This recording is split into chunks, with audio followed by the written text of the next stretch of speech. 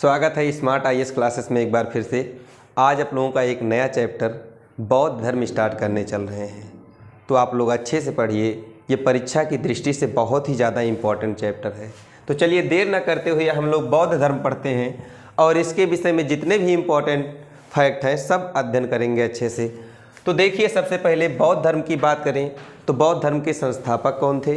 गौतम बुद्ध। बौद्ध धर्म के संस्थापक कौन थे? गौतम बुद्ध। आप लोग इसको नोट भी करते चलेंगे। बौद्ध धर्म के संस्थापक गौतम बुद्ध। और इनका जन्म कब हुआ था?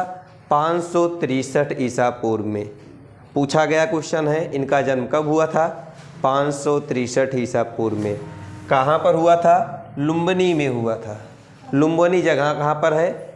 लुम्बिनी नेपाल का तराई का क्षेत्र है, बिहार का क्षेत्र। लुम्बिनी कपिलवस्तु के निकट है, वो नेपाल के तराई क्षेत्र में। एक बार प्रश्न यही आया था कि गौतम बुद्ध का जन्म कहाँ पर हुआ था, तो ऑप्शन में था नेपाल के तराई क्षेत्र में। तो याद रहे कि गौतम बुद्ध का जन्म 563 ईसा पूर्व में लुम्बिनी, जो कि कपिलवस्तु के निकट नेपाल के तराई क्षेत्र में है, वहाँ पर इनका जन्म हुआ था। उसके आगे बात करें तो इनके पिता का नाम क्या था? इनके पिता के नाम के विषय में बात करें तो इनके पिता का नाम शुद्धोधन था, जो कि शाक्यगढ़ के प्रधान थे। शाक्यगढ़ के प्रधान, वो भी किस जगह के? कपिलवस्तु के।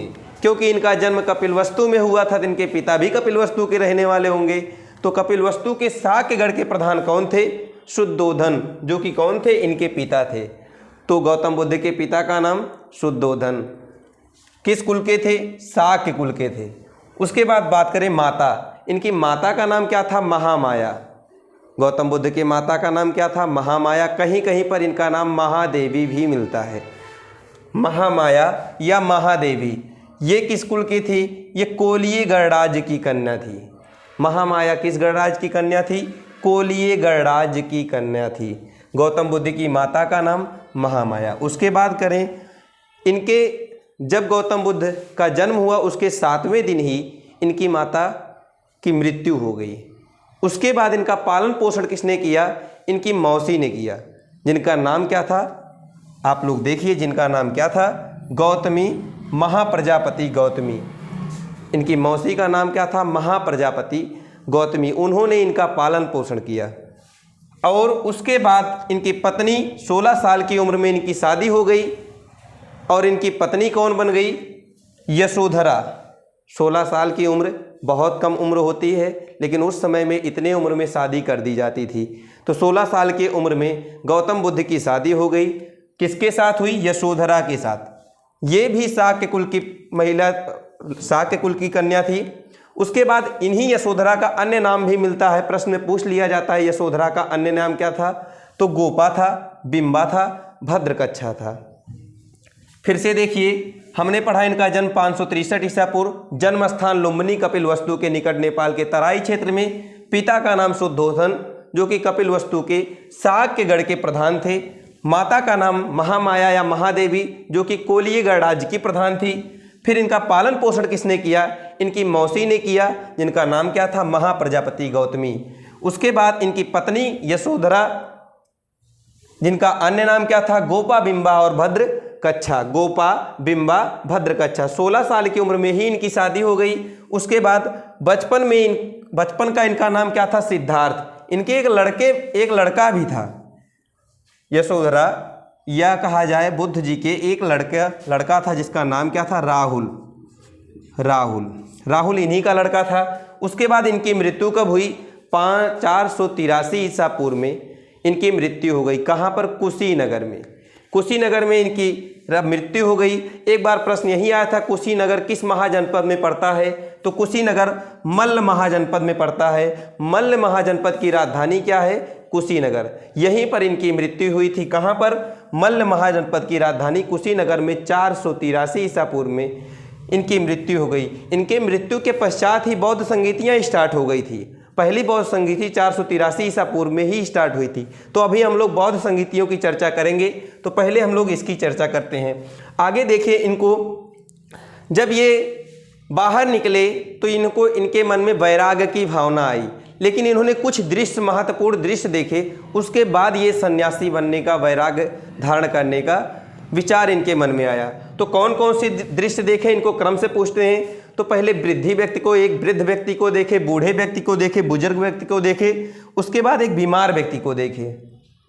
आगे चले तो एक बीमार व्यक्ति मिला, फिर आगे चले तो एक मृत्यु हुई शव को देखे, फिर आगे एक सन्यासी को देखे। तो इनको याद करने का तरीका क्या है?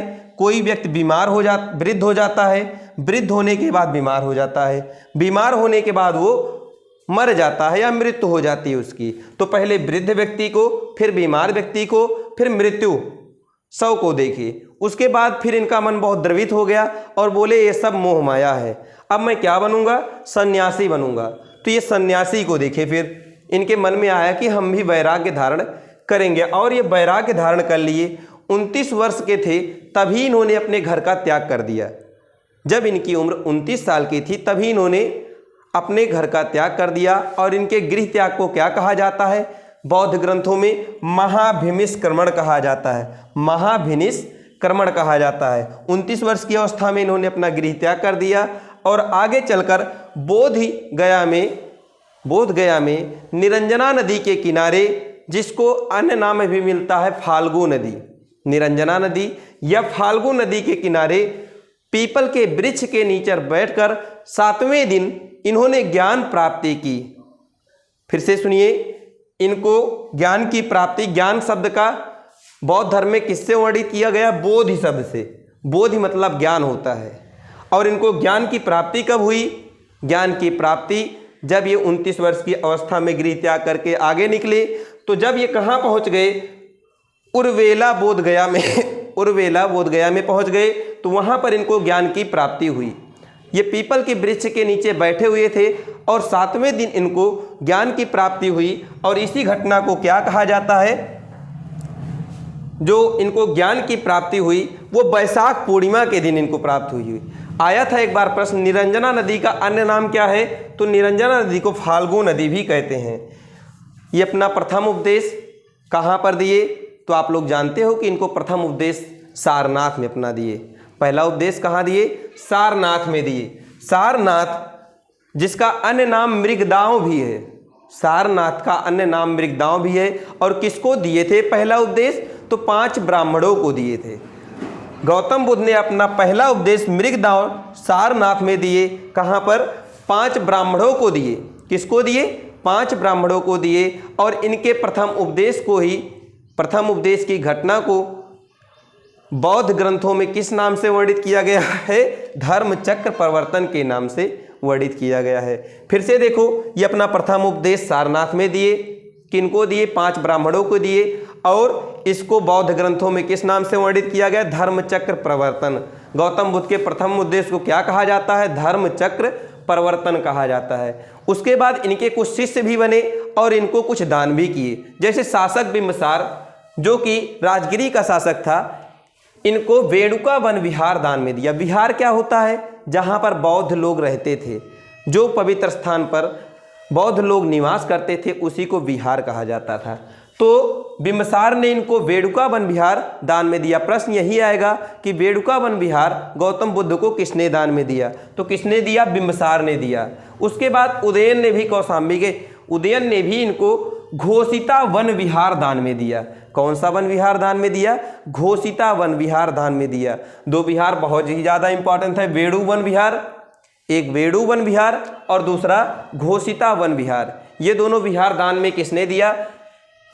जो वेणु वन है उसको तो बिंबिसार ने दिया, और जो उदयन ने क्या दिया? घोषिता वन विहार दान में दिया। उसके बाद 3 रत्न की बात करें, बुद्ध धर्म में 3 रत्न थे। कौन कौन से? बुद्ध, संघ, धम्म। बुद्धम संघम गच्छाम, बुद्धम संघम और धम्मम। बुद्ध, संघ, धम्म। ये प्रश्न पूछा गया है कि बौद्ध धर्म के त्रिरत्न क्या है? तो बुद्ध है, संघ है, धम्म है। उसके बाद बात करें तो जो इनकी प्रिय शिष्य थे आनंद, इनके प्रिय शिष्य कौन थे? आनंद। इनके कहने पर ये महिलाओं को संघ में प्रवेश देने लगे।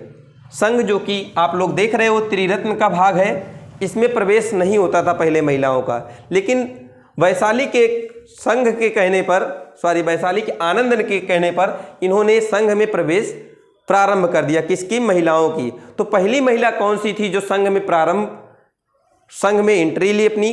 तो वो थी कौन? इनकी मौसी। पहले माँ को ही स्थान दिया जाता है, तो माँ तो एक्सपायर हो चुकी थी 7वें दिन ही, तो ये पहले मौसी को अपने सबसे पहले संघ में प्रवेश दिए। इनके मौसी का नाम क्या था जिनको प्रवेश दिए? महाप्रजापति गौतमी। उसके बाद माँ के बाद उनकी बिटिया को दिए। जो मौसी थी उनकी बिटिया, उनका नाम क्या था? नंदा। नंदा को इन्होंने प्रवेश दिया। उसके बाद अपनी पत्नी को प्रवेश दिया संघ में, जिनका नाम था यशोधरा। तो प्रश्न आएगा क्रम से लगाओ, तो सबसे पहले अपनी मौसी महाप्रजापति गौतमी को दिया, फिर उनकी बिटिया या उनकी बेटी का नाम क्या है? नंदा, उनको प्रवेश दिया, फिर यशोधरा को प्रवेश दिया जो कि उनकी पत्नी थी। और वैशाली की एक गणिका थी आम्रपाली, उनको भी इन्होंने संघ में प्रवेश दिया था। आगे बात करें, इन्होंने अपने अंतिम समय में इनके एक शिष्य थे चुंद, जो कि एक लोहार अथवा सुनार था, उसके यहाँ गए और वहाँ पर अपना अंतिम समय गुजारे और वहाँ पर एक भोज्य पदार्थ सूकर माधव का सेवन किए, जिसके कारण ये अतिसार रोग से पीड़ित हो गए। किस रोग से पीड़ित हो गए? अतिसार रोग से पीड़ित हो गए। सूकर माधव भोज्य पदार्थ के खाने से ये अतिसार रोग से पीड़ित हो गए और 80 वर्ष की अवस्था में इनकी मृत्यु हो गई। इनकी मृत्यु की घटना को किस नाम से जानते हैं या बौद्ध ग्रंथों में क्या कहते हैं? महापरिनिर्वाण कहते हैं। सब प्रश्न पूछा जाता है कि गौतम बुद्ध की मृत्यु की घटना को बौद्ध ग्रंथों में किस नाम से जानते हैं? महापरिनिर्वाण के नाम से जानते हैं। 80 साल की उम्र में इनको महापरिनिर्वाण प्राप्त हुआ। और ये अपना अंतिम उपदेश किसको दिए थे? यहीं पर लिख दीजिएगा, अपना अंतिम उपदेश सुभद को दिए थे। अपना अंतिम उपदेश किसको दिए? सुभद को दिए। तो इनका अंतिम आएगा प्रश्न, बौद्ध गौतम बुद्ध ने अपना अंतिम उपदेश किसको दिया? तो सुभद को दिया। उसके बाद इनके शिष्यों में कौन कौन से शिष्य थे? सारिपुत्र, आनंद, उपाली, महाकश्यप, अजातशत्रु, बिंबसार, उदयन और जीवक। ये सब प्रश्न पूछे जाते हैं कि इनके शिष्य कौन कौन से थे। ऑप्शन में दे देगा सारिपुत्र, आनंद, उपाली, महाकश्यप, अजातशत्रु, बिंबसार, उदयन और जीवक। ये ऑप्शन में आ जाएगा। तो यथासंभव आप लोग अगर इसको पढ़े हैं अच्छे से इसको रट लीजिएगा, किसी भी तरह से इसको तैयार कर लीजिएगा। इसमें जो आनंद आप लोगों को दिख रहे हैं, इन्हीं के बड़े चचेरे भाई थे, गौतम बुद्ध के चचेरे भाई थे। बाद में इन्होंने इनके शिष्य बन गए थे। उसके बाद बात करें इनका विरोध किसने किया था? गौतम बुद्ध का विरोध किसने किया था? तो देवदत्त ने किया था। ये भी उनके चचेरे भाई ही थे, देवदत्त। इनका विरोध किसने किया? देवदत्त भी इनके चचेरे भाई थे। अब बौद्ध संगीतियाँ आप लोगों को बताएं, जब इनकी मृत्यु हो गई कब? 483 ईसा पूर्व में। कहाँ पर? कुशीनगर में। तो ये उसके बाद बौद्ध संगीतियों का आयोजन होने लगा। तो प्रथम बौद्ध संगीति का आयोजन हुआ था कहाँ पर? राजगृह में। प्रथम बौद्ध संगीति का आयोजन कहाँ पर हुआ? राजगृह में। द्वितीय बौद्ध संगीति का आयोजन कहाँ पर हुआ? वैशाली में। तृतीय बौद्ध संगीति का आयोजन कहाँ पर हुआ? पाटलिपुत्र में। और चौथी बौद्ध संगीति का आयोजन कहाँ हुआ? कश्मीर के कुंडल वन ग्राम में हुआ। अब हम लोग देखते हैं प्रथम बौद्ध संगीति जो हुई, उस समय अध्यक्ष कौन थे? महाकश्यप। उस समय अध्यक्ष कौन थे? महाकश्यप। उसके बाद उस समय शासन किसका था? अजातशत्रु का शासन था। प्रश्न यही आएगा कि प्रथम बौद्ध संगीति के समय शासक कौन थे? अजातशत्रु। अध्यक्षता किसने की थी? महाकश्यप ने की थी। कहाँ पर हुआ था? राजगृह में हुआ था। और इसी समय बुद्ध की शिक्षाएं जिसमें सम्मिलित हैं, सूक्त पिटक और विनय पिटक की सूक्त पिटक और विनय पिटक का वर्णन भी किया गया। प्रथम बौद्ध संगीति महाकश्यप अध्यक्ष, अजातशत्रु के शासनकाल में, स्थान राजगृह और सूक्त पिटक विनय पिटक के संकलन भी इसी में किया गया। उसके बाद द्वितीय बौद्ध संगीति हुई कब? कहाँ हुई? वैशाली में हुई। द्वितीय बौद्ध संगीति वैशाली में हुई। किसके शासनकाल में हुई? कालाशोक के शासनकाल में। द्वितीय वैशाली, कालाशोक। और अध्यक्षता किसने किया? शुभकामी ने किया। शुभकामी ने किया। द्वितीय बौद्ध संगीति की अध्यक्षता किसने की? शुभकामी ने की। उसके बाद तृतीय बौद्ध संगीति की बात करें, तृतीय बौद्ध संगीति किसके शासनकाल में हुई? अशोक के शासनकाल में। और कहाँ पर हुई? पाटलिपुत्र में हुई। तृतीय बौद्ध संगीति पाटलिपुत्र में हुई। किसके शासनकाल में? अशोक के शासनकाल में। और उस समय अध्यक्षता किसने किया इस तृतीय बौद्ध संगीति का? तो मोगलपुत्र तिस्य ने किया। मोगलपुत्र तिस्य ने इसकी अध्यक्षता की। चतुर्थ बौद्ध संगीति जो है वो कश्मीर के कुंडल वनग्राम में हुई और कनिष्क के शासनकाल में हुई। और अध्यक्षता किसने की थी? वसुमित्र ने की थी। लेकिन उपाध्यक्ष भी इस समय बनाए गए थे। कौन? अश्वघोष। उपाध्यक्ष अश्वघोष थे और अध्यक्ष वसुमित्र थे। आप लोग अभी देखिए तृतीय बौद्ध संगीति, पहले बौद्ध संगीति आप लोग देखे थे सूक्त पिटक, विनय पिटक, इसकी स्थापना किसमें हुई? प्रथम बौद्ध संगीति में। उसके बाद तृतीय बौद्ध संगीति में एक और पिटक की स्थापना हुई, अभिधम्म पिटक। अभिधम्म पिटक की स्थापना किसमें हुई? तृतीय बौद्ध संगीति में। इसमें गौतम बुद्ध के कथा वस्तु का वर्णन है। आएगा प्रश्न, अभिधम्म पिटक में किसका वर्णन है? गौतम बुद्ध के कथा वस्तु का वर्णन है। फिर चतुर्थ बौद्ध संगीति जो हुआ वसुमित्र के शासन, वसुमित्र के अध्यक्षता में, किसके शासनकाल में? कनिष्क के शासनकाल में। इसमें हीनयान महायान दो संप्रदायों में बट गए। हीनयान और महायान दो संप्रदायों में बढ़ गए। इस प्रकार चारों बौद्ध संगीतियां आप लोग देख लिए। अब हीनयान और महायान की बात करें, दो संप्रदाय जो थे, आप लोगों को क्लियर हो रहा होगा हीनयान और महायान शब्द से ही क्लियर होगा। हीन मतलब दिख रहा है आप लोगों को कि जो कमजोर वर्ग के लोग थे, हीन लोग थे, उनका संप्रदाय एक था जिसको कहा गया हीनयान। महायान जो उच्च वर्ग के लोग थे, उनका जो संप्रदाय था कहा गया महायान। अब इनमें क्या अलग था? हीनयान धर्म जो थे कौन सी भाषा का प्रयोग करते थे? पाली भाषा का। या आ जाएगा बौद्ध धर्म में किस भाषा का प्रयोग किया गया? तो पाली भाषा का। लेकिन जो महायान धर्म के लोग थे वो संस्कृत भाषा का प्रयोग करते थे। महायान धर्म के लोग किस भाषा का प्रयोग करते थे? संस्कृत भाषा का प्रयोग करते थे। हीनयान लोग पाली भाषा का और महायान लोग संस्कृत भाषा का प्रयोग करते थे। हीनयान कहते थे कि जो गौतम बुद्ध हैं उन्हें एक महान आत्मा मानते थे और जो महायान के लोग थे वो उन्हें क्या मानते थे? देवता मानते थे। और जैसे हीनयान की और बातें करें तो ये मांस मदिरा का सेवन वर्जित था, जबकि महायान में मांस मदिरा का सेवन वर्जित नहीं था। ये सब इनके अंतर हो गए और इनकी विशेषताएं हो गए। और बात करें हीनयान महायान के, ये दोनों ईश्वर में विश्वास नहीं करते थे, अनिश्वरवादी थे।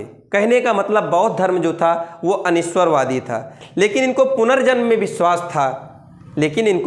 में विश्वास था। इस प्रकार से आप लोग गौतम बुद्ध के विषय में सारी जानकारियां अच्छे से कर लिए। और इसके विषय में एक चीज़ और रखना है, 4 आर्य सत्य भी इन्होंने स्थापित किए थे। कौन कौन से? उन्होंने कहा अगर दुख है तो दुख का कोई कारण भी है, अगर दुख है तो दुख का कारण भी है, तो दुख का निरोध भी है, मतलब दुख का निवारण भी है। और कहा दुख है, दुख का कारण है, दुख निरोध है, तो दुख निरोध प्रतिगामिनी भी है कि किस प्रकार से दुख को दूर करेंगे, इसका भी वर्णन है। इस प्रकार से 4 आर्य सत्य का वर्णन किया गया था। कौन कौन से? दुख, दुख का कारण, दुख निरोध और गामिनी, दुख निरोध गामिनी प्रतिप्रदा का 4 प्रकार के इन आर्य सत्यों का वर्णन हुआ था। तो आएगा बौद्ध धर्म में कितने आर्य सत्य थे? 4। कौन कौन से?